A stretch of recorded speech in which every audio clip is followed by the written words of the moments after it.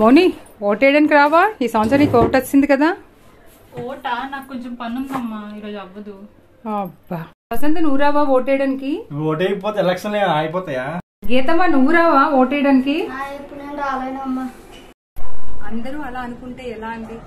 Vote అన్నది మన సంతకం, మనందరి యొక్క బాధ్యత. ఆ బాధ్యతను మనం సక్రమంగా నెరవేర్చుకోవాలండి. ప్రతి ఒక్కరు కూడా మాకెందుకులే, మేమేస్తే మా తలరాతలు మారిపోతాయంటే, మీరేసే ఒక్క ఓటు వందల జీవితాలని మార్చలేకపోవచ్చు, కానీ మీలాంటి వందల ఓట్లు కొన్ని వేల జీవితాలని మారుస్తుందన్నమాట.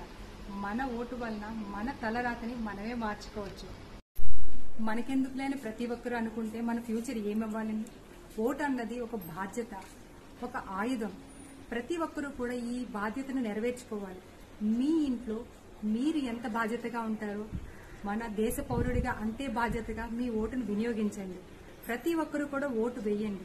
ఓటు అన్నది మీ సొంత హక్కు లాంటిది, అది మీకు మాత్రమే సొంతం. సో ఎవ్వరు కూడా ఓటుని నిర్లక్ష్యం చేయకండి. ప్రతి ఒక్కరూ కూడా ఓటు వేయండి. ఓటు అనే ఈ ఆయుధంతో పోరాటాన్ని మౌనంగా గెలవండి. యూత్, నేను మీకు ఇచ్చే సందేశం, మాకెందుకులే అనుకోవద్దు. మీ ఓటును మీరు వినియోగించుకోండి. మీరు వేసే ఓటు మా అందరి భవిష్యత్తు మీద ఆధారపడి ఉంది. తప్పకుండా మీ ఓటును మీరు బాధ్యతగా వినియోగించండి, నిర్లక్ష్యం చేయొద్దు.